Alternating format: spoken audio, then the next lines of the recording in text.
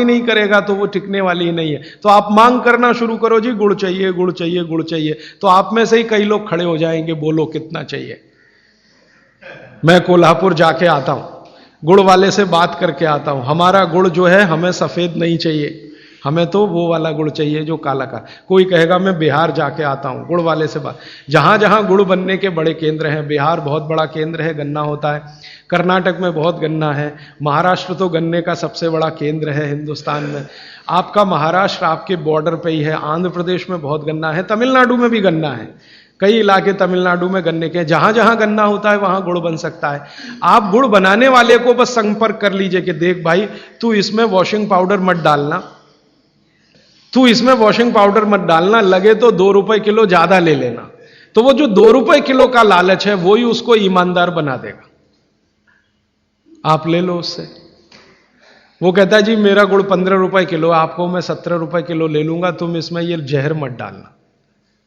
और वो 2 रुपए किलो आपने जो ज्यादा दिया वो जिंदगी के लिए कोई घटिया सौदा नहीं है, बहुत फायदे का सौदा है।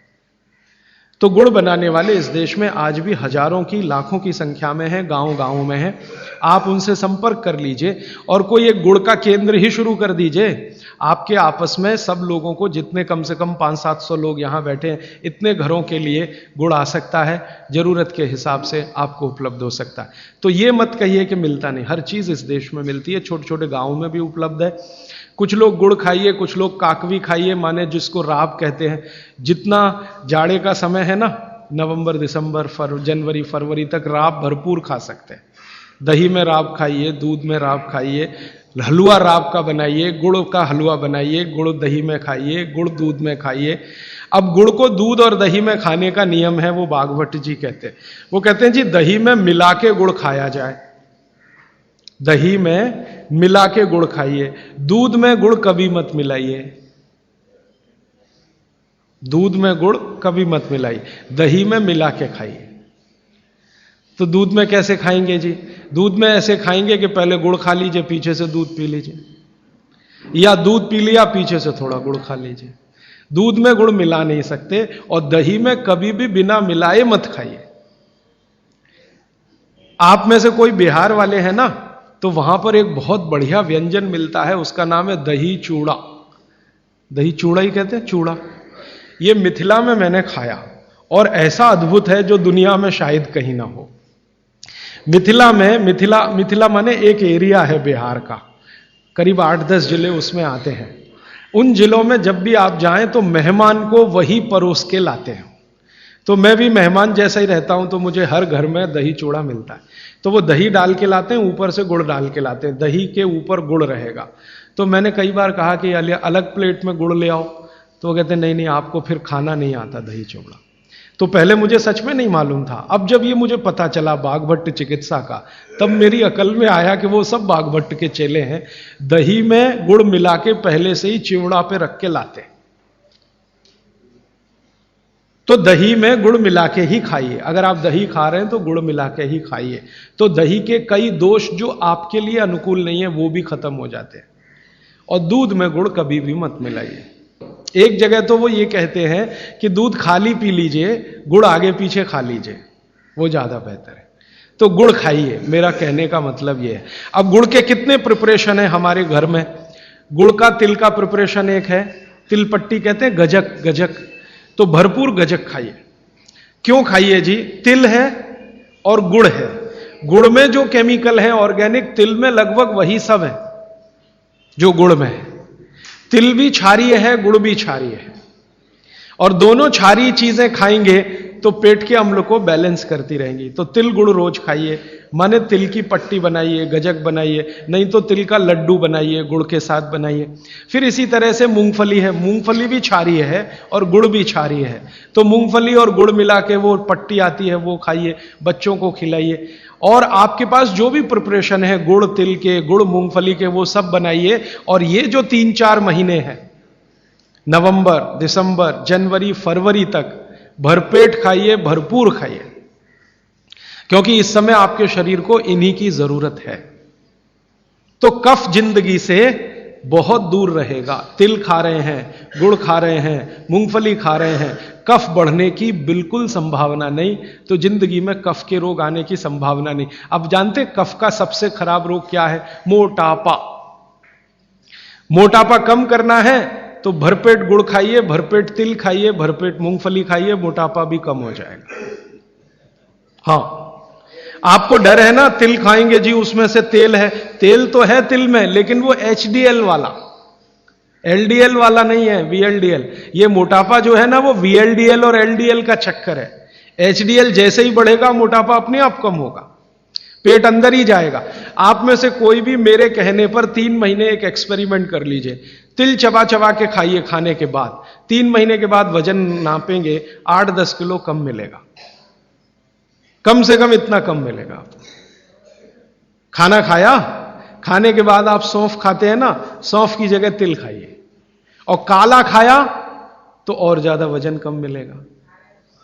काला तिल एक है सफेद, काले की गुणवत्ता सफेद से भी ज्यादा है। लेकिन ये इन्हीं 4 महीनों में, गर्मी में अगर आपने यही तिल खाया तो प्रॉब्लम आएगी। भागवत जी कहते हैं कि तिल खाने का सबसे अच्छा समय वही है जो आज चल रहा है, ये फरवरी तक चलेगा। तो फरवरी तक, और कभी बहुत ज्यादा लिबरल हो तो होली के दिन तक वो कहते हैं तिल खाने का समय है।